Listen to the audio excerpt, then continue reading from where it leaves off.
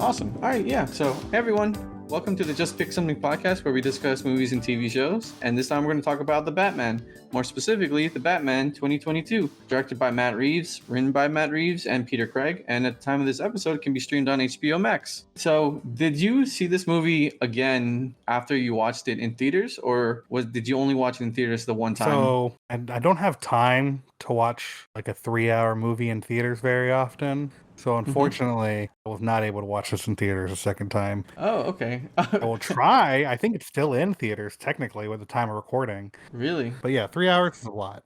Yeah, dude, it is a lot. I set aside in like an entire evening when I went to go see it because like I was really hyped for this movie like before it came out because I saw the articles about it, and when it got revealed that the Riddler was the main villain, I was hyped because I was like, oh, there's gonna be a different approach to a Batman movie that we usually see. But overall, so yeah, to like talk about the actual movie. Yeah. Oh man, I wanted to watch this movie the second time. Like after I watched it, the second it ended, I was like, oh man, I wish I just could just sit here and watch this movie just another way through.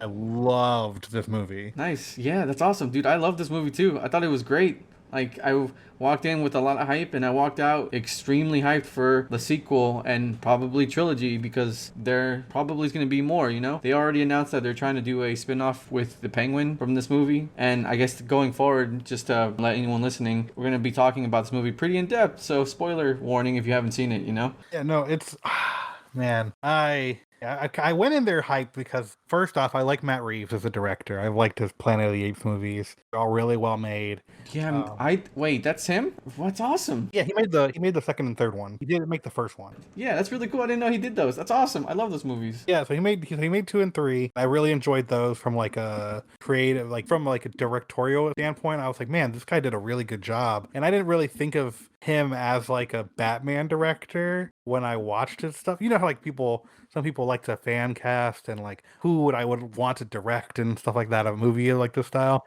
And it's like I never picked him, but as soon as he was announced, I was like, oh no, he makes good stuff. And then hearing him talk about it leading up to the film being released, I was like, oh man, if this guy is able to convey the passion that I know he has for Batman, then this movie's going to be on a different level from any other Batman movie, at least in my opinion. Yeah, well, I mean, now that I know that he made Planet of the Apes movies, which I also thought were great, I was not surprised that this movie came out so well done, you know? Yeah, I think I don't know if it's because of those movies, and I didn't make this connection before when talking about it with other people, but the way that he has a really good way of directing and capturing body language and just like basic like facial emotion. That's a pretty good point. Now that you bring that up, I do recognize that directorial aspect in this movie and in the other ones, because with the Planet of the Apes movies, they got the motion capture so well like done. It was so realistic and so groundbreaking that I would want to capture as much of the face and body movements as possible, and it definitely shows in this movie too. Talking about like Robert Pattinson as Batman, which I get that there was a lot of like hubbub about him before, like they're like, oh, it's the guy from Twilight, and I'm like, oh my god, whatever. We'll see him when he's in the film. He's done a bunch of work since then, and it's like a lot of diverse stuff since then. I mean, the man who notoriously hated Twilight and also went out of his way to be cast on as many indie movies as possible to get away from Twilight. It was like a surprise because I didn't also think of Robert Pattinson as the Batman. Kind of similar how you were talking about when people fan cast. Not what I expected, but I mean, as soon as he was cast, I was like, yeah, this is going to be dope. I can already see it. Yeah, I was interested in seeing his portrayal because, you know, I have seen some of his other work, at least briefly. Like, I haven't watched a lot of it, just like 1 or 2 things here and there. Yeah, he's really good in that. I mean, The Lighthouse is great. But it's Batman. You don't know how he's going to look in the suit, how it's going to come across on screen. Like, you get images of him, and I'm like, but like, I don't actually know how it's going to work. But very early on in the movie, he goes to the first crime scene in the film, and you just see him staring at this little boy who had just lost his parents. Spoiler warning, sorry, there's a bunch of spoilers.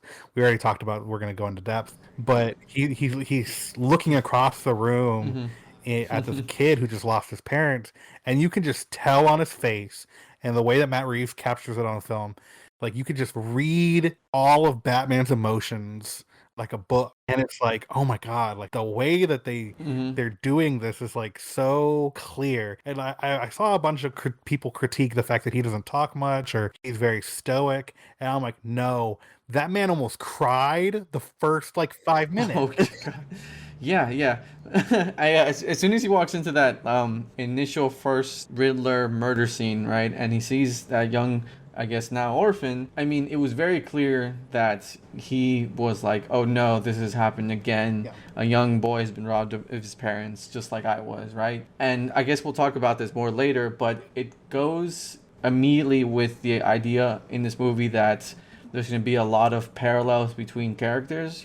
The young boy who lost his parents, the Riddler being also like Batman, the failure of the city, and how like the perpetual cycle of violence affects everybody from like the top and the bottom. And yeah, dude, it feels like this movie is gonna be praised a lot by the two of us as we talk about things throughout the plot, right? But man, what a well done first like introduction scene, and just first, I don't know, 15 Oh minutes. man. They just put the first 10 minutes on YouTube. I had watched this movie recently when it came on HBO Max, Mm-hmm. but then they released that, and I was like, oh, let me watch the first 10 minutes again. And the opening sequence. So there's two parts of it. Obviously, there's the Riddler half of it where he murders the guy, and then the Batman half of it where he fights the thugs on the train Mm-hmm. station. But the Riddler half, I remember sitting in theaters and being like, wait, okay, so this is Batman? Like I assumed, like like you're watching the Batman, you assume it's Batman that you're watching. And Oh, really? That's interesting. I didn't think that at all. I thought it was the Riddler. I was like immediately like, "Oh, man, the Riddler's gonna take this man out like somehow, you know?" oh no, so I thought it was Batman. Like the reason I think maybe I wasn't smart, I wasn't smart, but like so you're watching it and I'm thinking it's Batman because Mm-hmm. you're seeing him like spy into a house, and I think it was very intentional to have obviously to have this kid dressed up as a ninja and like Mm-hmm. seeming like pretend to kill his dad, because it looks Mm-hmm. like Batman's watching this criminal break into someone's house It and murder someone. Yeah, it does look a lot like that. I completely agree because I also, for a brief minute, thought it was Batman. Then I really like how they did it, and they kind of played on that subversion of like you expecting it to be Batman the entire time, you know? Yeah. So then when he goes back into when it goes into the mansion and you see the guy watching the news and then Riddler just pop up behind him, I was genuinely terrified by it for a second.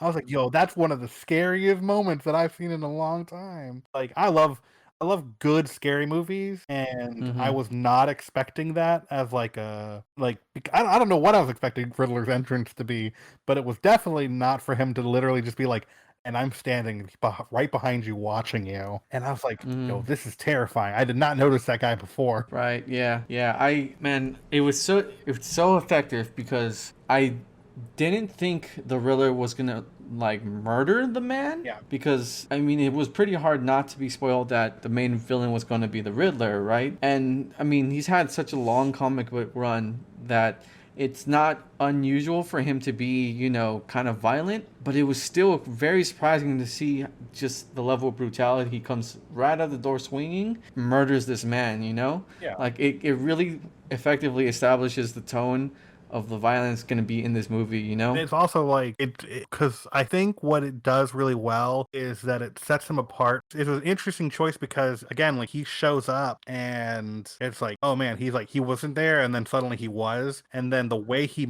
goes about murdering the dude is so like just like extra violent and sloppy. Yeah, like amateurish. Yeah, and it was like he wasn't like if he had done it the way that he wanted to, it would have been like, oh yeah, like one strike would have killed him kind of thing, or like it would have been very methodical. You could tell by the way he did it that he wasn't versed in doing it. Yeah, yeah, for sure. It was very interesting to see that as the like that was I was like, man, this is a great opening sequence. And but then for it to shift Mm-hmm. to Batman and his opening monologue, that's Mm-hmm. like straight ripped from like a freaking comic book. Oh yeah. Just so dour and melancholy about, the violence and I guess just overall tone of crime in Gotham and whatnot. You know what's kind of neat? Even if you didn't know the Riddler was going to be the main villain, you could kind of even see that it might still be Batman in a weird way. Not that Batman usually murders his, like enemies and stuff. Kind of implied that this was going to be an early version of Batman, like just a few years or a year as Batman. So it's not crazy to think that he would hurt someone or to this extent at first until he then learns that like violence isn't going to solve everything and it's more effective to just maybe, take them to jail or something. But no, they just fully just commit to the Riddler being so homicidal, Obviously, a lot of people love the whole entire like Batman speech about the signal and criminals thinking he's in the darkness, which I think is great because you get to see like it's like all the criminals are like little kids in their bedroom and they'll seeing the dark closet and thinking something's going to step out the entire time. I love that. It's phenomenal. Yeah, But it was so well done. I will say though, sometimes it's kind of hard not to find it all a little campy, even though I very much enjoy campy, but it was just a little silly. I really like that they just committed to this. It sets the tone of this movie also for Batman's point of view, but it's so fun to see such a kind of like edgy, super serious. yeah. Not to make fun of like Batman or any fans, I'm not trying to imply that at all, but it was also like taking a completely 100% serious value, making like real world assignments to like the logic of that opening speech. It's a little silly, but it was great. I mean, I personally, I think it's great because, man, the amount of it just reminds me of the amount of times that when I used to live at my old house with my parents, they would be like, "Hey, Anthony, go take out the garbage," and the garbage was located at the back of the house in like the middle of nowhere type thing. Oh, okay. So like a whole like run up the stairs before the darkness gets you because of the light. Yeah. Yeah. So it's like I have to literally walk around the house to the very back, and it's like pitch blackout, and it's just like you hear a thing, and I'm like, yo, I'm out of here. And so like the idea that they they adapt that so well, where it's like these people are like, I'm doing something bad, I know I'm doing something bad. If Batman shows up, I'm screwed. Dude, yeah, it's so cool. It was so well done, man. I loved it too. Like especially the one criminal we see robbing that convenience store. Yeah. And he's like stops and looks at the sky and then, gets hit by that car and Yeah, I think it's a really good opening sequence for like another reason, and it's because when Batman does show up after he comes and like confronts the goons on the train station, it's very interesting that with Riddler, his appearance was he literally just like appears behind the mayor. He for 1 second he's not there, and the next second he is, and then so Riddler just randomly pops up. There's no like fanfare or anything. It's just like bam, he's there. And with Batman, when he comes out, it's loud and clunky, and he's like making like big steps, and it's like this whole entrance. And it's like the opposite of what you would expect from those characters because Batman's supposed to be like the stealthy one that no one notices coming in, no one notices is there, and then he swoops in. But like that was Riddler, and then Batman's entrance was like, big dramatic entrance that people are going to be looking at me while I'm doing.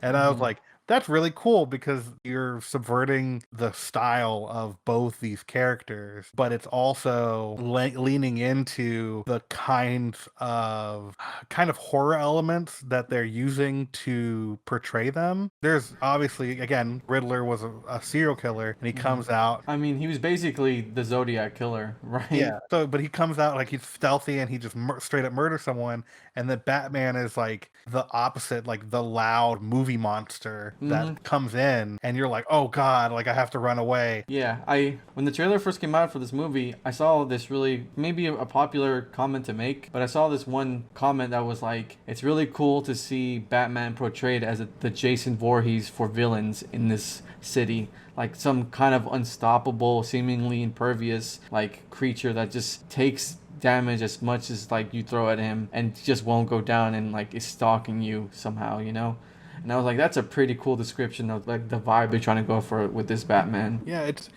oh man, that was something. It's when people made that comment, and like I was saying similar things being said. It was very, as a fan of him in the comic books and like Mm-hmm. how I view Batman, it was very much like, oh man, I love that. Because Mm-hmm. for me personally, I've always had this conversation where it's like, okay, Batman is obviously in Gotham, right? Mm-hmm. But at the same time, people know that Batman is on the Justice League, so why would criminals be afraid of Batman if they know, well, he's on the Justice League, so it's not really like that. You Mm-hmm. know what I'm saying? Like, it's like Yeah. clearly Batman works with Superman and Flash and all those guys, so Yeah. clearly Batman's not as scared. Like, he's still obviously someone we have to worry about, but Mm-hmm. like, you know, we don't, no one sits around being like, oh my God, what if Superman catches me? It's like, Yeah. no, okay, so like Batman's in that same league, right? Yeah. Yeah. Yeah. My explanation that I've given people where I'm like, I think the way, and I don't think it's ever been explicitly stated, but the way that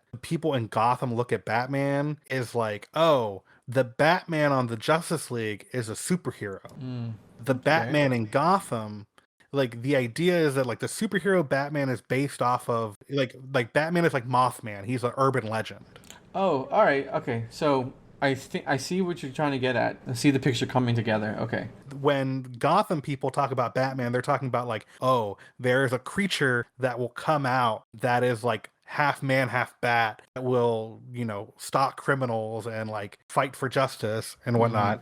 But then they're Right. like, hey, but is it Batman on the Justice League? They're like, no, no, no. That's a guy who's a superhero named Batman. Mm. And the guy that we're afraid of is an entirely different beast. Like, you don't want to run across Batman because he will, like, land you in the hospital. Batman on the Justice League, he'll save you, make sure your car doesn't fall off a building or whatever with Superman and friends. But the guy that Mm. we deal with is an entire, like, it's like he's an urban legend. So, like, they think Ben Affleck is the Justice League Batman, and then Robert Mm. Pattinson's Batman is like the guy that they're like, oh man, I can't see. Like if I can't see into that corner, he might be there. Yeah, that's a really cool take on the Batman appearance with Gotham and then the wider world at large. Yeah, because like a dude in China is not going to be like, oh, those are the same people, right? Because the Yeah, stories regarding them are entirely different. you know, to be honest, I think you're the first person I've ever talked to who's made that interesting distinction of about how Batman might appear to like someone outside of Gotham and you know versus in Gotham. Pretty cool. Yeah, I mean, like when I see him in this movie, right? I'm like, man, Hmm.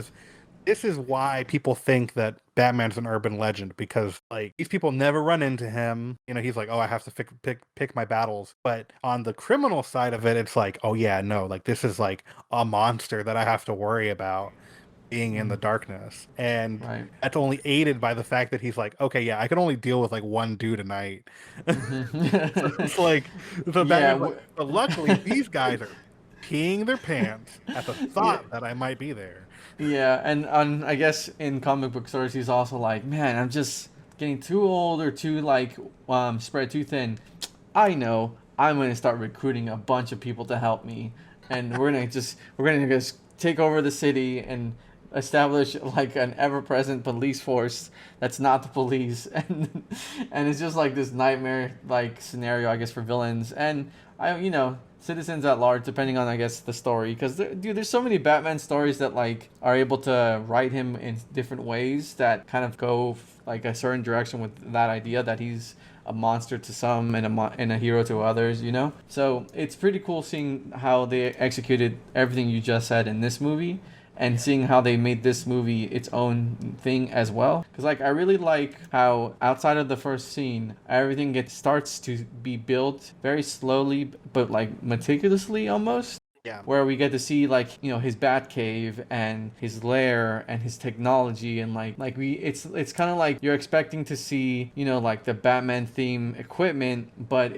they kind of play it more as a real world rich person's access to tech somehow. Like I kind of was able to suspend my disbelief a little bit and be like, oh yeah, of course Batman and I guess Bruce Wayne has access to these things, kind of like in the Christian Bale's Batman, where I was also able to be like, yeah, of course this guy could have access to these things. And it was really cool to see how they set up this also different version of Gotham than we've seen in other movies too. Like this Gotham didn't feel like just New York or like Chicago, but felt like this weird Art Deco 80s current day amalgamation of like different versions of Batman's Gotham, but also being able to kind of tie it to the like current real day world. You know, it was really cool. Yeah, I very much for me when it came to like his tech and like the way that they built his surroundings and stuff, I've always hated the idea that someone would be like, "Oh, well, we everybody can guess that Bruce Wayne is Batman because like obviously like the technology and all this stuff, right?" Mm-hmm. And in this film, the way it came across to me, right, Mm-hmm. was he has a really scary car and you can't shoot him. And at one point he flies away, but at no point is it like, can you make the leap in logic that it's like, this must all be super advanced technology. And everybody could clearly see that this man has like, extra military grade equipment. Yeah, I mean, it was an easy way to explain it in Christian Bale's Batman, Yeah. where the tech he has was because of his connections to like military contract or someone that worked for the military or something, right? Yeah. And like there is a bit of like advanced tech in this, the eye camera that allows him to scan. I wasn't gonna fault this movie for being like, oh, that's too unrealistic, you know? I was just like, oh, that's cool, that's fun. I think something that this movie does well and different is, unlike the other movies, they don't give Batman's tech that signature batarang Batman logo or like aesthetic. So there's a different level of believability to like his ability to like not be found, because like in this city there's a ton of people with a lot of money, and a lot of that money is quiet money that doesn't like flaunt it, you know? Like the whole part of the plot is that Gotham is so corrupt that there's been a secret guy in like mafia running it all for like decades, right? Yeah, and the idea that I would see this dude dressed up in what looks like mostly leather, right? And be like, this is like the guys in the beginning of the movie were like, this guy looks like a freaking idiot. And why would you make a leap? Yeah, they call him a rubber suit. Yeah, like why would you make a leap in logic to be like, this guy is so cool, he must have millions of dollars? Why wouldn't I just assume this guy's a freaking weirdo who just put on like body armor and stuff? Like the Riddler. The Riddler literally bought all of his gear from a freaking I think like military depot. Yeah, right? yeah, like it. Yeah, they both wear things that someone could believably get access to at like a surplus store, hardware store, or something of some kind. Like even the For the iPhone. yeah, except for that. But I mean, even the like, you could say that the gang members or the group of violent people at the beginning, right, could see someone dressing up like him because they themselves have their own weird aesthetic that they have going on, you know? Yeah. Like it's not crazy to be like, oh yeah, that guy could even be from a rival like clique or something. But no, he's just that weird threatening monster that seems to like stalk all of them, you know? Yeah, yeah, it's like one of those things where it's like these people are shooting at this dude and bullets are bouncing off of him, and your immediate thought isn't, oh, this must be like super like rich like armor. It's more of like, yo, why isn't this guy dead? Like, you know what I'm saying? Like that's not like, you're like, this dude's impervious to bullets, and I don't understand why. I'm like trying to mow him down, and like Yeah. he's not doing anything where it's like super flashy tech where it should be like, it's not like an arm cannon popped out and you're like, well, obviously that arm cannon is such high tech that it must only belong to a billionaire. It's more of like, this dude's punching me in the face. It's like, yeah, and violently and effectively. Yeah. Violently effectively knocking me the hell out. Yeah. But Yeah. Oh man, that scene in the beginning and throughout this movie, I really enjoy seeing him both give out the punishment, like the pain, and also take a lot of punishment, and it shows on him. Like when he reveals his like body after he takes off some of the suit, you see all those scars and bruises and cuts. And then like when he's like fighting in the Penguins or Falcons club, and he's attacking the bouncers and the bouncers attacking them back, and sometimes they get good hits on him, and he like takes a minute to be like, fuck, that hurt, okay, and then he goes back into it, you know? Like it was really good. Yeah, the freaking when he escapes the police station and he freaking decks himself on the freaking God, yeah, overpass. that was so funny. He eats so much shit in that moment, and I laughed so hard. Like, it, I could not resist laughing at that sudden change of just immediate like behavior. It was so funny, and man, he ate shit in that moment. But he got up and was just like limping out because he was being chased by a bunch of police officers. Yeah, no, I think this movie did man, speaking of you laughing at that, I think this movie does a really good job of like despite the fact that the tone is really seriously like it's serious, it takes itself very serious, It does, right? yeah. But But I also think at a very good amount of the time the movie is like, no, we also understand that some of this is funny, but mhm. not in the way that say Marvel films say that they're funny, right? And I'm not saying that that's the same thing. We're disregard that sense of humor, but it is a very different type of Yeah, humor. yeah. The Marvel movies, at least in the early days, it's I feel like they're trying to lean away from that now a little bit. They're not fully there yet, but it was very quippy. Like Marvel's always movies are always described as that quippy, like back and forth dialogue where like the jokes come from a character saying something clever or smart after someone has said something, like reactionary and whatnot. But this movie had a lot of funny moments of just like almost kind of like characters around Batman reacting to this man dressed as a bat being Batman. Yeah, Or like just moments of Batman being kind of like that awkward, repressed dolt that has gone through trauma and doesn't really know how to like communicate with people because he's been a hermit for like fucking a decade.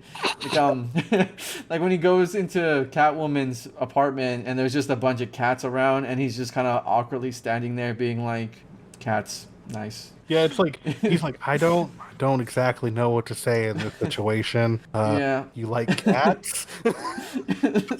Yeah. Does this I constitute small talk? Are we flirting?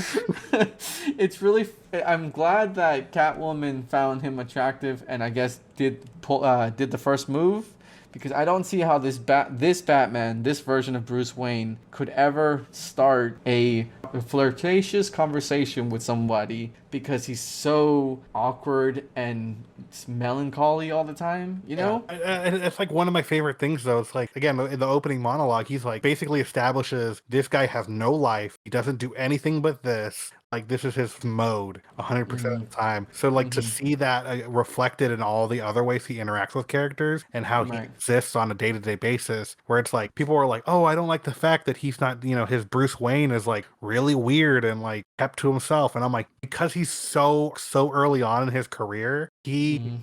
that's all he cares about is his career. He's like Yeah. so driven by Batman at this point that Mhm. said like the idea for him to go out as Bruce Wayne doesn't occur to him. Yeah, yeah, and like he is Batman to the fullest extent. It's kind of like that actual take on the thing that I hear about Batman all the time, where his real self isn't Bruce Wayne, it's actually the Batman, and his secret identity is Bruce Wayne or something like that. Yeah. I guess, like, what did you think of the cast and their performances as their like comic book counterparts? Like we talked about Batman being really well portrayed by Robert Pattinson, but like, what do you think of Selena Kyle and the Penguin, Martin Falcone? Yeah. What'd you think of all of them? I think everybody, for me, I think everybody was like just spot on. I don't think I had an issue with anybody. I can see people not liking the fact that Riddler is like this kind of like weird incel internet guy, which is Oh, dude, I have something to say about that later. That not bad. Just I do want to talk about that later. yeah. So he's like the probably the biggest departure in Mhm. regards to like classic like iterations of him. Like he's it's very interesting. Mhm. I have no problem. I personally enjoy Paul Dano's performance and his Riddler, but I do recognize that like, oh, I really wanted like this like really well kept together and like sharply dressed Riddler. And I'm like, okay, yeah, no, I get that, but like at the same time, that's not the vibe they were going for, so I Mhm. entirely forgive it. Man, so like I love, and I'm blanking on its name right now. Jeffrey Wright, I think. His Jim Gordon. Jeffrey Wright played Lieutenant Gordon in this Yeah. movie. So his Gordon, I love Gordon in this movie. Mhm. He's like, okay. So I love Gordon, and I want to mention. I'm I'm gonna mention Penguin right now. I also love Colin Farrell's Penguin. They're phenomenal. I will, yeah, briefly, I was really enjoying Jeffrey Wright's portrayal as Gordon in this movie, but holy shit was I blown away by Colin Farrell as the Penguin. Oh my god. Aside from him being like in that head to toe prosthetic and completely unrecognizable as Colin Farrell, he did such a good job being the Penguin in this movie. Yeah, like to the point where like even if he wasn't like head to toe like another dude, I would have still been like, this is a great performance. I fucking love this guy. He sells all his lines, the mannerisms, all that super well. I mention him because there's a scene where the three of them get to interact, Batman, Gordon, and Penguin, and the back and forth between all three characters is just absolutely perfect. Seeing Gordon and Batman just like riff off each other while they're interrogating Penguin, Yeah. and then Penguin just basically like cut them down, being like, "Y'all are fucking idiots," and I'm like, Yeah, "Yo, God, I couldn't agree with the Penguin more in that scene. When they had that clue about the bird pointing you towards the direction the person they were looking for had a bird themed name or something, I was like, how the fuck did none of you think of Falcone as or Falcon? Well, I mean, I was with Penguin where he was like, "Oh, rata, bird rat means." I was like, "That's who I thought he was referring to," and I was like, Point, but like, God, I was just like, come on, you guys could have figured it out, you know? I mean, I missed the Falcone thing. I did not think of Falcone at all. When they gave the clue, I was like, "Oh, well, clearly he's talking about Batman." And then they got to Penguin, and I was like, "I guess that makes sense too." See, I was in my crossword brain where I was like, all right, clue. Let me think. Penguin, Falcon, but Batman. One of these. It has to be one of these. And freaking just him telling him like that it was like L, it's not L, it's La, and it's like, bruh, this dude spitting freaking Spanish facts at these guys, and they're just like dumbfounded. They're like, wait, are we wrong? It's like, oh my god, this is freaking. That's why I'm like, this movie's hilarious because Yeah, yeah. that scene is so funny. What'd you think of Andy Serkis as I Alfred? think if there's going to be anything to critique in terms of casting, they didn't use his Alfred like at all. But so that's my main gripe is like you have Andy Serkis and he's really good, and I think he would be like a phenomenal Alfred. But like we got like two scenes with the dude. Yeah, he was sparingly used, and it Yeah. was kind of surprising. You know, Alfred's so intrinsic to Batman's story that Yeah. I really thought he was gonna be in it a little more. But you know, I guess Jim Gordon took that role a little bit more in this movie of being like his go-to guy. Yeah, like the guy he talks the plans. Yeah, and I mean that makes sense on a certain level because an ongoing plot point in this movie is like a mystery and like you have to solve the clues to find your way through like the plot, right? Yeah. A detective and a commissioner of like a police commissioner would make more sense than like Batman and his, you know, like father figure butler, even though he does help him a lot in this movie. I think it's very good, despite the fact that I think that they use him very little. I think they talk about the fact that like Matt Reeves has talked about the fact that he never necessarily planned on there being a sequel. He knew it was possible, but he never planned on it. Yeah.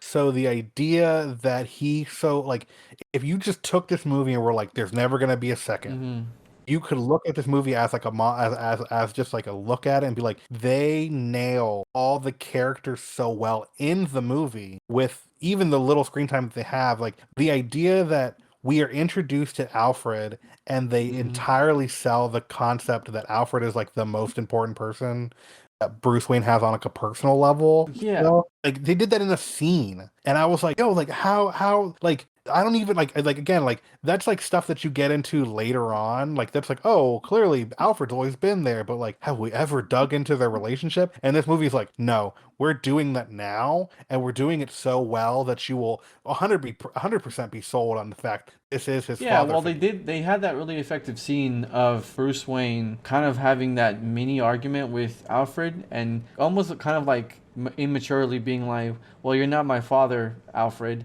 And then you just see the hurt on, you know, Andy Serkis's face and you're just like, ow. Like, if I had no idea who Alfred was or Batman or knew nothing about Batman, I could tell that that cut really deep, and that was a rough thing to hear and say to this man, you know? So yeah, so I think they did a really good job just like portraying that on screen. I think they did Mm-hmm. a really good job going back to Catwoman because we haven't talked much about her. But Mm-hmm. like you said, it's really good that she was really into this Batman because he's not really like outwardly sexy, quote unquote.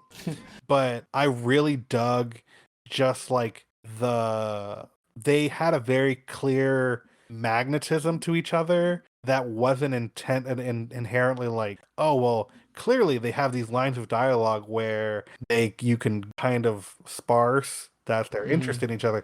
It's more of like, no, you can tell by the way that they look at each other that there's a very deep interest in each other on just like a core like physical level that Mm-hmm. it just sells their like attraction. Not necessarily that they're a good match or that they make a good relationship, but like I can tell that they make it very clear that Bruce Wayne is attracted to Selena Kyle Mm-hmm. and like the way that he just watches her, and then it makes it very clear that she's attracted to him by just like the way that he is. Yeah, I gotta give it to Zoe Kravitz. I haven't really seen her in a lot of things, you know. Funny enough, she was also Catwoman in the Lego Batman movie. That was kind of But yeah, she was. yeah. So I guess she had some experience playing Catwoman because she was wonderful in this movie, you know. Yeah. What a well done Selena Kyle Catwoman. I love her acrobatics as she like got around Gotham and how they really played into the actual just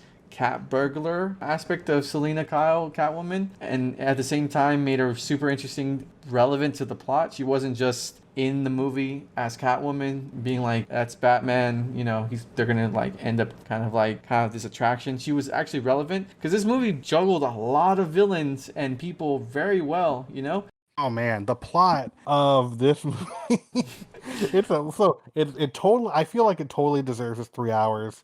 It totally works. And Mm-hmm. but like yeah, you're right, like it juggles a ton. Where it's like and it's great because like you said earlier, it just draws so many parallels between that character and Mm-hmm. Batman Yeah. where it's like Catwoman's story is parallel to Batman. Riddler's story Mm-hmm. is parallel to Batman. The whole plot that Batman's going through is very personal, and it's like the way that I'm able to see. Okay, so personally, right, Mm-hmm. and this is not. I'm sure people will be like, "Oh man, he talks about Marvel movies all the time, and he complains about certain ones all the time." But for me personally, when it So comes so here's your hot takes coming up, huh? this is not a hot take. I mean, I guess it is because Marvel movies are like super freaking popular. But Mm-hmm. for me personally, the way that I look at those movies, while very enjoyable, I feel like the character arcs that you get in them are very weak and they come across the way that there's a common complaint in comics in general where it's like, okay, cool, you can have this adventure, but at the end of the day, they need to be pretty much the same character by the end of this, right? They can't Yeah, change too much. right, right. And so, like, when I'm watching a Marvel movie where it's like, oh yeah, they went through this incredible arc, and I was like, like at the end of the day, though, like the next time you see them, they'll be acting the same way. That I guess there will be consequences, like physical consequences to what they did sometimes. But like in terms of character, they pretty much have to always relearn a lot of these lessons, right?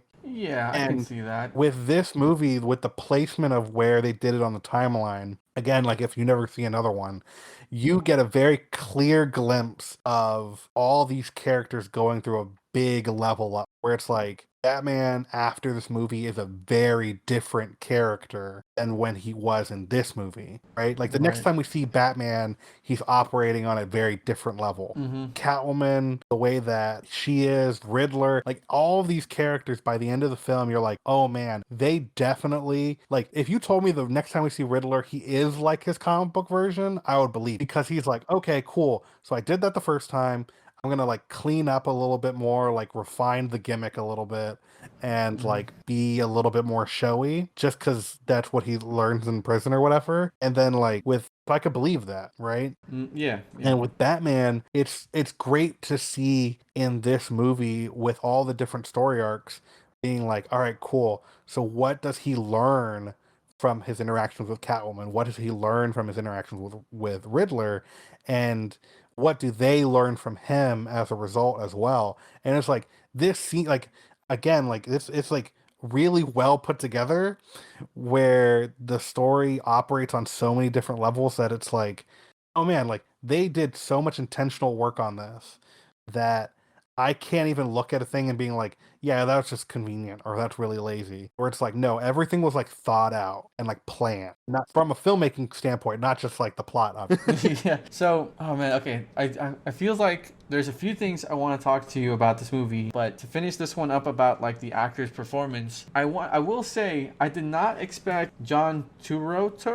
Oh yeah, no, I did not expect him as Falcone. Yeah, John. Do you know how to say his last name? John Turturro. Turturro. Because he's such a well-known actor. Like I've seen him in so many things, and I really enjoy his work. And I'm sorry for not getting his name right, but I was pretty impressed with his performance as Carmen Falcone. He did not strike me as that role. You know what I mean? Like it wasn't what I thought Carmen Falcone was going to be in this movie, let alone who was going to portray him as. And he did such a good job. Like, I really enjoyed his performance in this movie as Carmen Falcone. Yeah, no, when I see, I think his name, I think it's John Turturro. Turturro. That sounds right. I want to say that sounds right. But when I think of the dude, I'm like Transformers. He's the guy in his underwear in Transformers, and he's like a big, loud, obnoxious character. And really, see, I think of him because one of my favorite movies of all time is Oh Brother, Where Art Thou? Oh yeah, he's also in that. That's also great. He's one of the major roles in that movie. So it's funny that that's your immediate thought. That's crazy. Yeah, I think of him as Transformers. So seeing him as Falcone, I'm like, oh, what? That's not Falcone. That can't. They picked him, and to see his portrayal and the way his character just thinks and acts, like yo, he is so good in this. I think he's like like I don't think people talk about him enough when they talk about this movie because there's so many great. Obviously, there's so many things to talk about. Yeah, but like really are. But Falcone's a huge part of this film, and he somehow, like, despite what I think of him as, I'm like, I can never just underestimate this man ever. Yeah. Oh, okay. So, dude, this is a show I actually would love to talk with you about in the future. But I just finished watching the show called Severance on Apple TV. Okay. And I will say he does amazing in that show as his character, but he's in that show and he's wonderful. He does his role as one of the main characters so well. I have to watch this show now. Yeah, we can now talk about the political and thematic things that go on in this movie. Sure. Let's do it. All right. So the main thing I didn't pick up first initially, and it was more the second time around. There feels like there was a very clear intention to have this third act end with a commentary about the January 6th insurrection, like attack on the Capitol. Really? Yes, because like I said, I didn't pick this up the first time, but they point out in the movie that this thing is going to take place on the 6th in this movie. Does it really? And yeah, they totally do, man. And I was like, oh, okay. So once I was aware of that moment, I was like, this movie, I guess, is trying to make a commentary about like the broader political issues going at large in the United States. Because like, I mean, maybe I'm reading too much into it, but yeah, I mean, so I would typically not believe that. And think it's just a coincidence, right? I would typically just think, like, if this movie came out when it was originally planned on coming out, and you told me that was the case, I'm like, it's so far into production that seems like it's like a big stretch, right? Yeah. It does. Yeah. But the movie was pushed back, and it did happen long enough ago that I can totally imagine it's not a huge detail, right? Where they're like, okay, we can ADR / like edit in some visuals, like to 100% sell this, where I'm like, wait, no, you're right. Like that is, and it like entirely possible. I mean, granted, it might also be a coincidence in the sense that, what is it like? like the confirmation is on January 6th on like a regular basis. I'm pretty sure. Like, don't quote me on Mhm. politics. I don't care enough to like about the Yeah. proceedings. I don't care enough about the proceedings to know anything. But like, it could be like, well, okay, well, January 6th is like when they like confirm the nomination and yada yada blah blah blah. So of course Mm-hmm. she would be like, this. She wins the governor race. So it would Hmm. be announced on January 6th, kind of thing, that she's like, that's like the confirmation celebration, yada yada yada blah blah blah, right?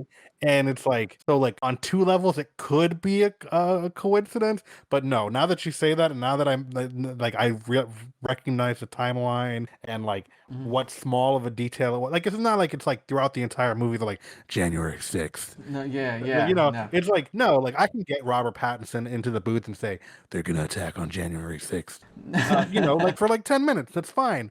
And I'm or like have them say it on like a chat room, right? Like, oh, originally we had it written that they were gonna say February 3rd. Yeah, I feel like, and like I don't have like the exact time code that they do this, right? But it feels like it was either in the like it might have been an off thing, but like I just God, it just feels like, yeah, I can see how this movie might be talking about something like this, you know? Yeah, Like I kind of want to go back and look for that time code to be like, yeah, here's the point in time, you know? yeah, because it's funny because I remember when this movie came out, only critiques that I ever heard about any of the politics or anything like that came Mm, from that side of the aisle, right? Where it's like, mm, oh, it's too woke. It's, they're trying to like make parallels between them and, right wing people and like internet incels and yada yada blah. Like with that group of people who had that mindset for Riddler and all that, mm-hmm.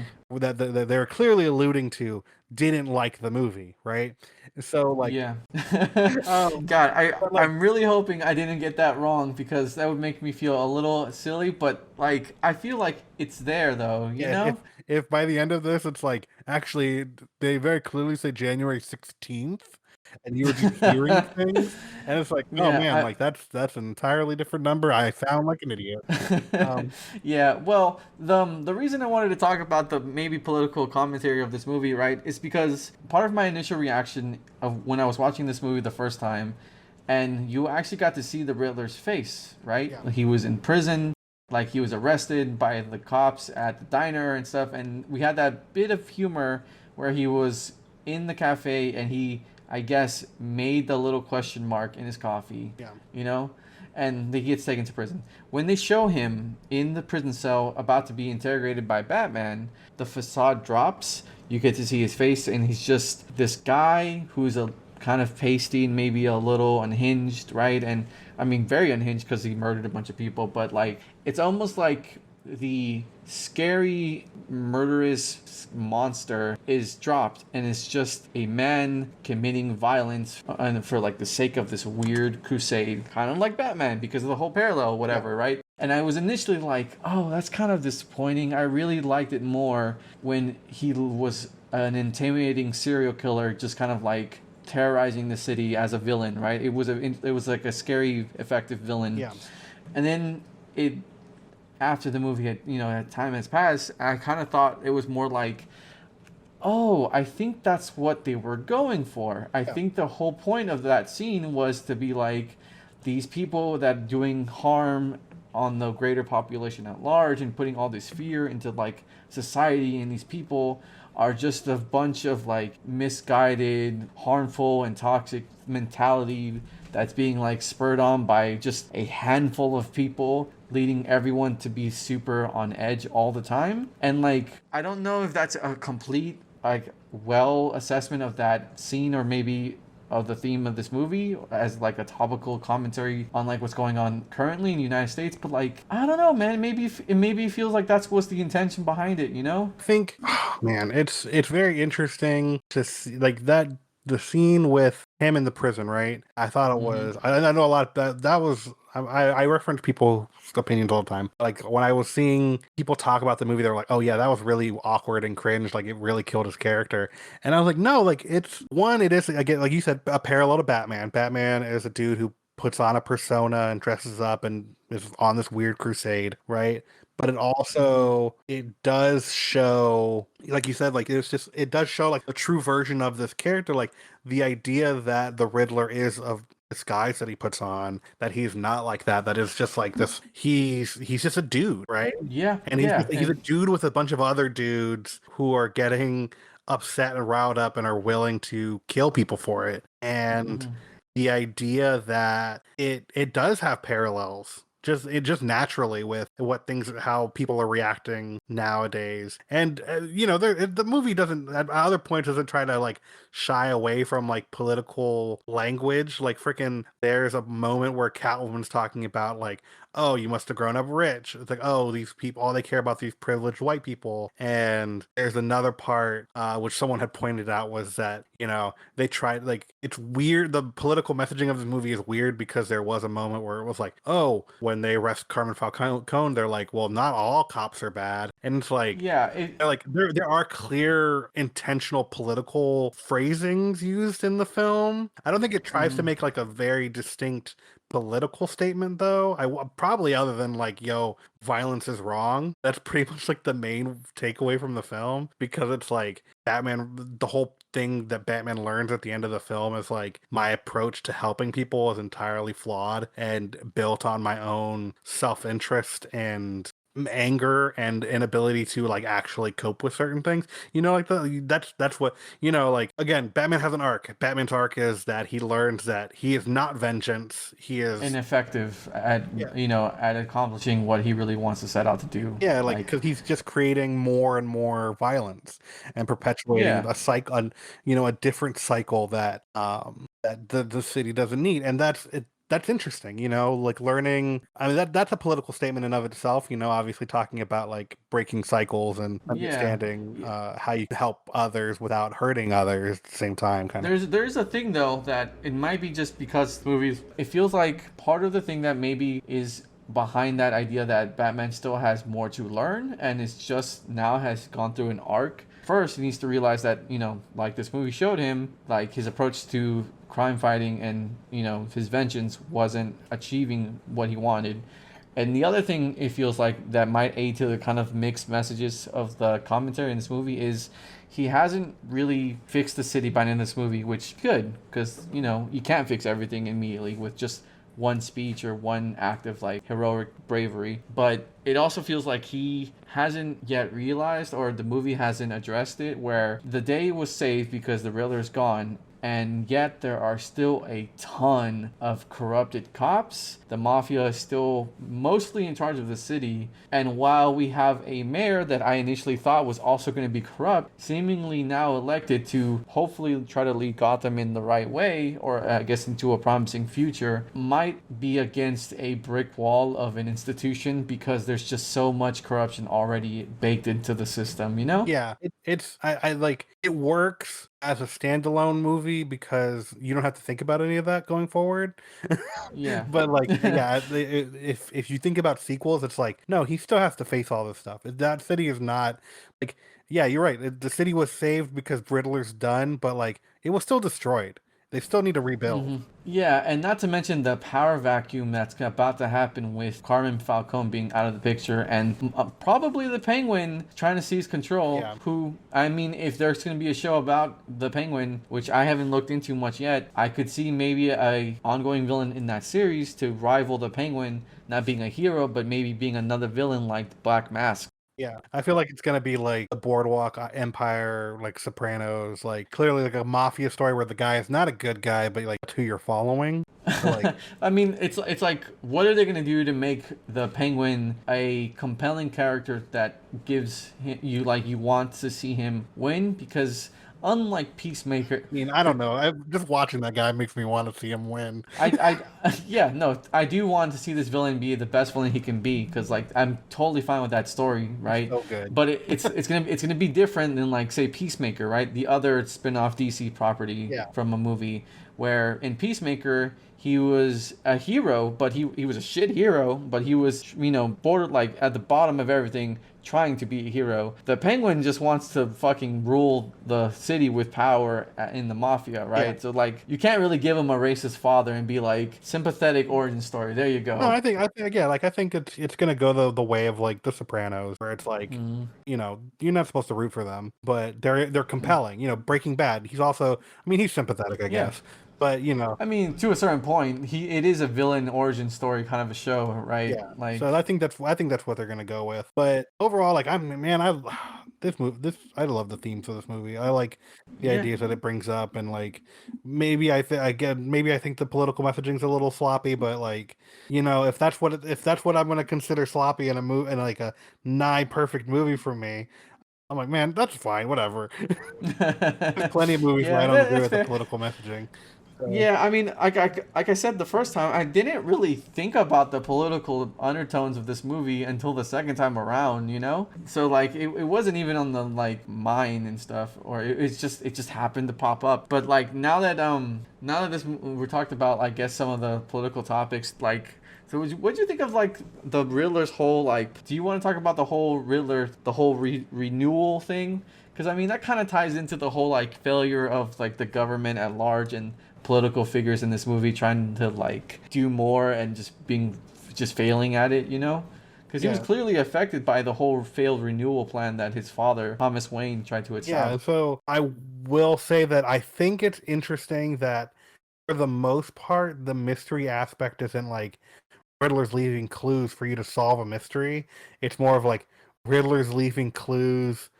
I love the reveal that Riddler's not leaving clues for Batman to solve a mystery, but Riddler's leaving clues for Batman to help him, right? Yeah, yeah, it was such a clever way to be like the Riddler, just do or die fan, like to the end, just like going out with a bang, totally Yeah, trying to recreate that scene at the end of Fight Club where they stand on the end of a skyscraper looking out to the city and they see the explosions and they just yeah. kiss or something. So it's fun to see. It was fun to see that like with Riddler, it's hard to write a character who's always smarter than your main character, right? It's like, okay, well, how are we supposed to beat them? Or at least Because trying to be smarter than Batman, because yeah, Riddler stories always end with the Riddler being outsmarted by Batman, right? yeah. So Like, like the writer has to be a genius because Riddler has to be a genius, and it's hard to write geniuses if you're not one, right? So it was very easy. It was very cool for them to take a different approach, where it was like not necessarily that Batman's being outsmarted, but that the reason that Batman doesn't know what's going on is because they're on entirely different wavelengths. It's like, no, no, no. You like for the most part you understand what I'm going for. But Riddler's not trying to like trick him or like trap him in a logic puzzle. It's more of like, oh no, I thought you understood what we were doing here. And apparently there's this big misunderstanding with how we're running this. You know what I'm saying? right. Where it's like he's not trying to outsmart Batman. Batman just doesn't understand. So it's very Mhm. different than just like, ah, yes, you couldn't solve my crossword, Batman. Now prepare to eat it or something. I don't know. Riddle Uh, me this, Batman. What is blind and flies around with sonar? yeah, like he's not trying to trick him. He's not like asking dumb questions. Like he's like, no, I'm leading you down this like trail of breadcrumbs, and you're gonna find out. You're uh, trying to find out these things as we go, and you'll understand the bigger picture as we get there. And it's like, oh man, this is like really freaking dope. Like I very much enjoyed the way that it like goes and how it intertwined with Catwoman's story, which is entirely separate. Like who has nothing to do with this plot, but because she has connections to the mafia, it's like you're somehow involved, and it makes so much sense despite the fact that you're not entirely necessary. yeah, yeah. It feels like it's so clever the way she is involved in the story and isn't, because it goes to the whole bigger idea that like the city is so corrupt that everything is affected by like one group or one thing, right? Yeah. It's kind of like the mob that has so many ties and like hands in so many different pots. The moment someone comes in and fucks with everything, it just causes like a domino effect. Everything starts to spin out of control, you know? Yeah, and it was also great because when Carmine Falcone does die, and she had planned on killing him, and then Riddler ends up killing him. It's like this again overall theming where Batman and like the characters around him are learning that the revenge or the retribution or the, the crusade that they're on isn't worth it, right? Like you can tell on Selena Kyle's face that when her dad dies, it's like, this doesn't bring me the resolution that I hoped it would. Yeah, it's And then when Riddler succeeds and Batman's in Arkham with him and he realizes that they're not friends, he's like, no, this isn't what I wanted.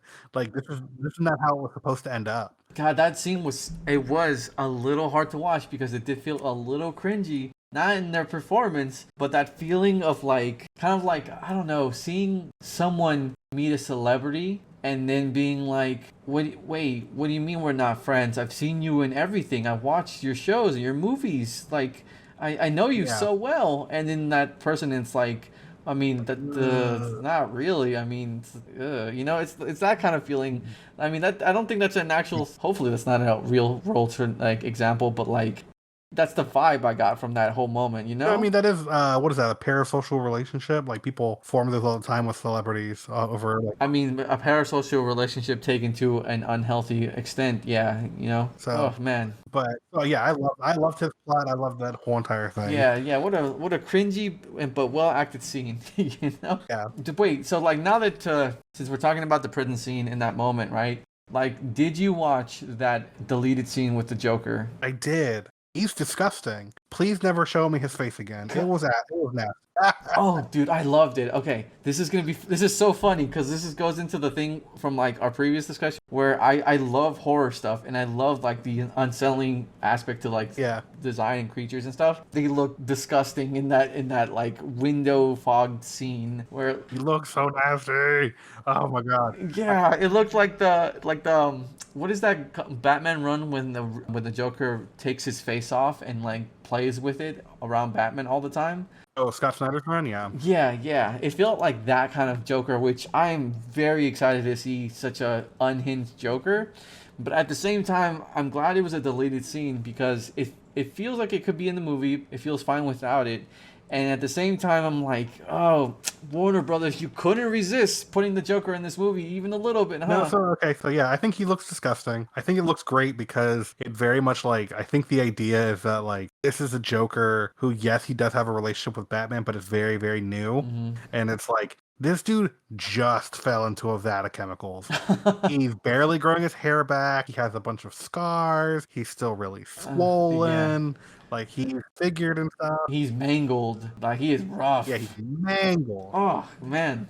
Yeah. Like, and so like the idea like that he's like, oh no, he'll look better in the future. Like he'll heal, right? But he still look nasty. And I'm like, oh god, that guy is just unsettling. And also really good job being portrayed by Barry Keoghan. Yeah, he was really good. Barry Keoghan. But he was really good. And I liked, like you said, I think it works really well as a deleted scene. I don't think it needed to be in the movie. I didn't particularly like the fact that he showed up at the end of the movie, like in like the other cell, right? Yeah. But I like the concept that, again, if this movie was by itself, it was kind of like the idea was that Matt Reeves wanted to set up that Gotham was going to get worse. Yeah. Right? That like the villains are only going to escalate. It's only going to become worse for the people in the city as time goes on, with at least on that end, where it's like, that's good. If I never see another movie again, that's fine. But because I know that there's likely another movie, my fear becomes that we're going to get another Joker film. Yeah. I think that they're not planning on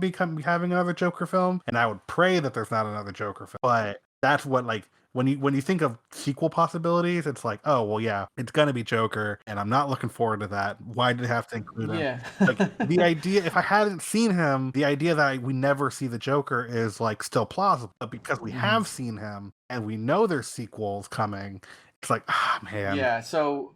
I like to show him again. So okay, I before the deleted scene came out, right? It was just that scene at the end where you kind of got the obscured laugh and that moment when they were talking to each other, right? So there was some plausible deniability that actually might not have been the joke. So I saw a lot of interesting like fan casting for who it could maybe be. It's like, oh, it would be really cool if that wasn't like the Joker and if it was like someone unexpected, like, I don't know, fuck, who did I see around the time? Like, there's so many villains that you could pull from, you know what I mean? Like obscure ones too, like Mad Hatter or something, right? Or Condiment King or Kite Man or something. I don't think I saw any of those as speculations for who that was, right?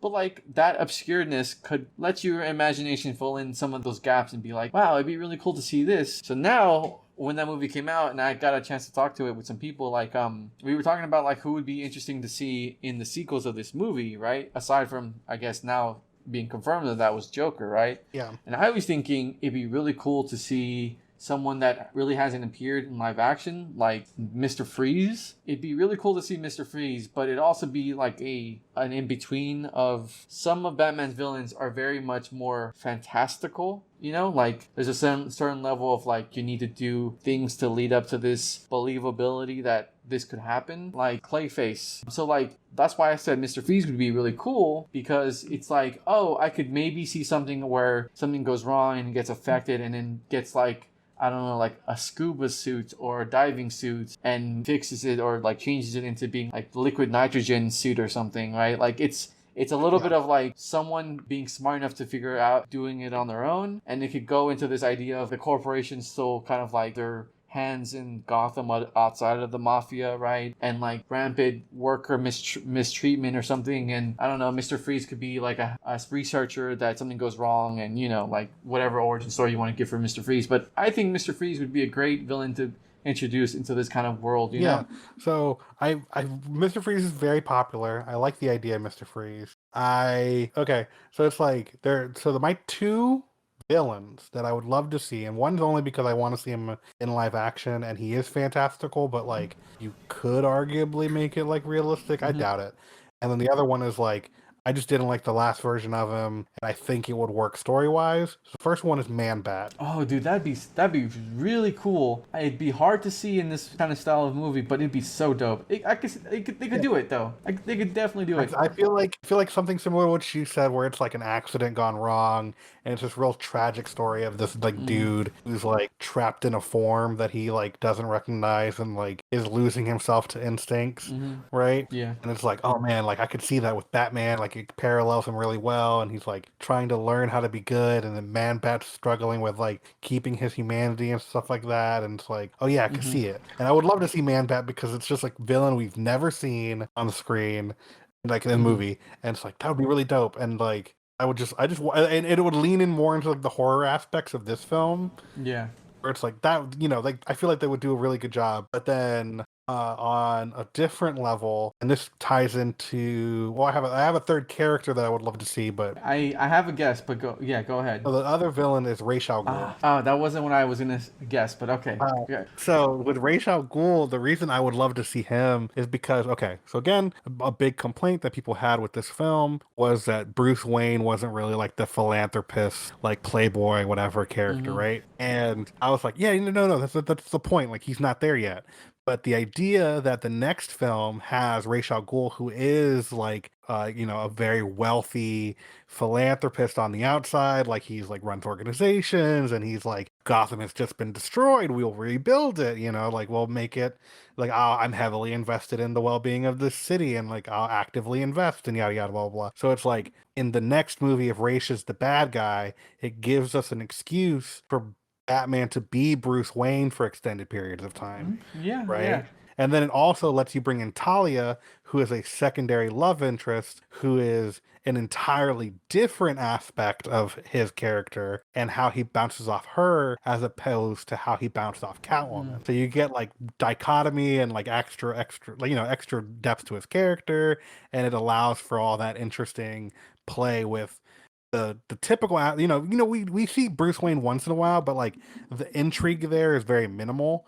So introducing a villain who exists in that world would be smart, because then at the same time he still has to fight him as Batman, and him and Ra's do fight on that level as well. Yeah. And then we can have them shirtless fighting on a cliff or whatever. See, like I think that'd be really dope. It'd be very interesting to see a take like that in this movie franchise, at least in this like potential movie trilogy, quadrilogy, whatever they want to do, however many they want to make. Yeah. It just feels like they might not do those characters because Nolan already kind of did them with Christian Bale a bit.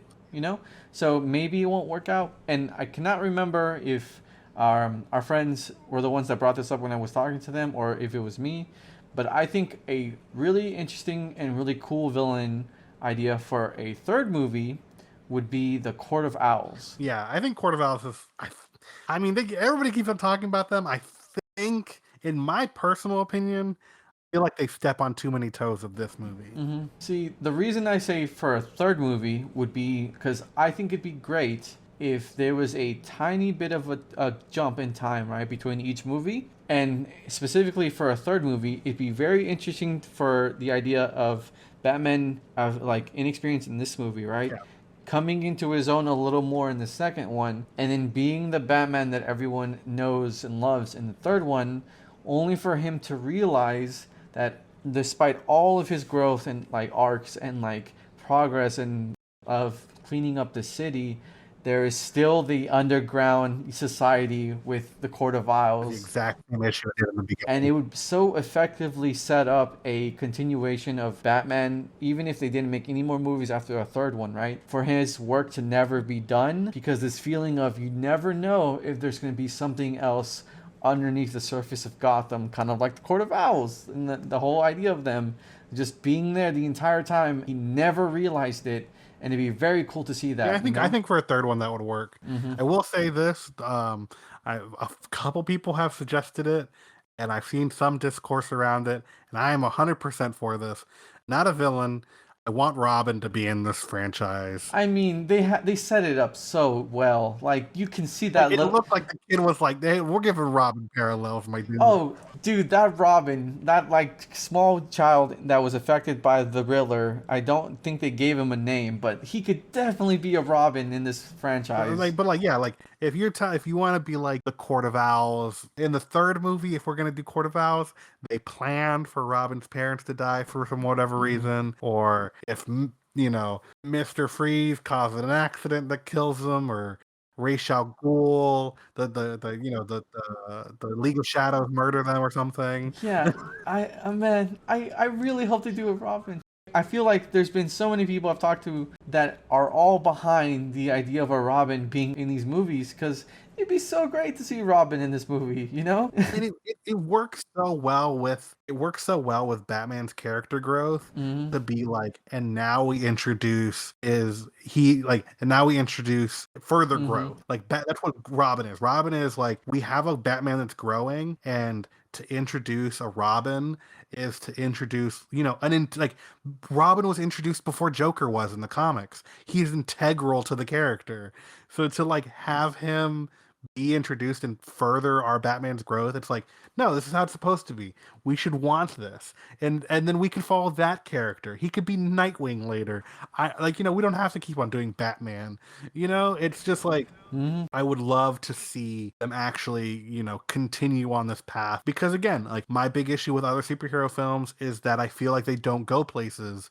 And if you tell me that in each of these movies, Batman is becoming a better person, right? And learning more about himself and helping others and all that stuff, I will genuinely be incredibly ecstatic, because this is, so far, at the very least, my favorite Batman that we've ever gotten. Oh yeah, this currently is my favorite Batman, and this movie is probably one of the Batman movies that I would return to. Kind of like some of my other favorite Batman movies. Like The Dark Knight is a pretty clear favorite among many, right? This one's probably up there for me now, and I think a fun way to end this like podcast episode would be to like maybe bring up who would anyone listening to this would like to see in the next movie. Maybe what Robin would you like to see in the next movie? Like, I think personally, Tim Drake would be a great Robin to introduce in this movie franchise, because I feel like And Tim Drake is already in the movie. He's just not Tim Drake. yeah, exactly. It feels like he's already in this movie. That little kid could definitely smarten up and So the guy who plays, kid who plays, well, he's not. The guy who plays Tim Drake in Titans is in the movie. no way. So Yeah. really? Yeah, he's the guy in the beginning of the movie with the half face paint, Yeah. the one that's supposed to beat up the Asian dude. Yeah. Okay. I think I don't immediately recognize his face. It's not. I don't have it clear in my memory, but yes, I know who you're referring if to. you go back, the main like sad thug in the beginning of the movie. He plays Tim Drake in the show Titans. Wow. Okay. I haven't seen Titans. Wow, that's really cool. Then yeah. So it's like I don't know why that dude is just See. attached to Batman projects, but more power to him. I'd love to see him again. Oh man, it's okay. It's funny that he plays Tim Drake in Titans, but because if that character, that actor who he's portraying in this movie were to be a Robin, considering who he's portraying in this movie, Jason Todd would make more sense. Oh yeah, no, 100%. I was like, yo, it'd be hilarious if they're like, and that guy was Jason Todd the whole time. And I'm like, bro, what? Yeah, the only one that's kind of a stretch would be maybe Dick Grayson, just because I wonder how they would do the flying Graysons in the Batman movie in this kind of like story franchise, I don't know. The other ones have a, I guess, more easy incorporation thing due to the story. Like even you could do like Batgirl, like Oracle, other characters, but Dick Grayson might be a harder person to fit into the story. So I think the setup for Dick Grayson is hard. I think Dick Grayson's the best choice for Robin, only because one, he is the original, but two, because the idea that they always try to permeate with Robin and other media is that the whole point that the whole reason Batman chose him and was going to train him was that he didn't go down the same path he did. Right? Yeah. So the idea that the Flying Graysons are murdered and Dick Grayson's response to that is, I'm gonna be like he takes a page out of this movie's Batman. Oh yeah. Where he's like, I'm gonna go around just straight up just like destroying people's faces. Yeah. And he's like, I have to, like, it's like a dual story where like there's a villain, but then the secondary story is like, I have to stop this kid from hurting himself and others. As well as like bring him under my wing to like protect him, right? And then there's like a secondary villain of whoever the heck it is, but it's like the main story is like I've learned stuff from that time that I don't want him to go through. Yeah, for sure. For sure. Like, so I think that story point would work really well with him. I mean, I'm sure you could also like make that argument for any of the Robins, like, oh yeah, Jason Todd also had a really hard time growing up. And it's like, okay, yeah, sure, whatever. Yeah, I mean, who in this city wouldn't have a hard time growing up, because there's this city like all kinds of like hard to live and thrive in with all the corruption that's taking place. Oh, man, they did such a good job with this city. We never really did talk about the setting, but like the vibe that like you talked about it briefly, but the vibe that they went for with the city, I was like, man, it's perfect. It literally feels like an ancient city that has just been built over time. Yeah, like into like this modern metropolis. Yeah, they did such a good job with it. If anybody wants to talk about who they would like to see as a villain, any characters they would want, you could fan cast them if you want. Like, everybody wants Bryan Cranston as Mr. Freeze, which is dope. I love that idea. I want younger villains, but that's fine. But whoever you chose, like, let us know. Let us know if you want to see a Robin. Let us know how you thought about what you thought about the Joker. Let us know what your thoughts about the movie. Yeah, if leave us a review with your thoughts, a comment. We'll read them if they show up, and hopefully respond to them if they show up. But yeah, with that, thanks for listening to this episode. The intro and outro song of this podcast is VHS Dreams by Sean Ivers, link in the description. Appreciate you listening, and until next time.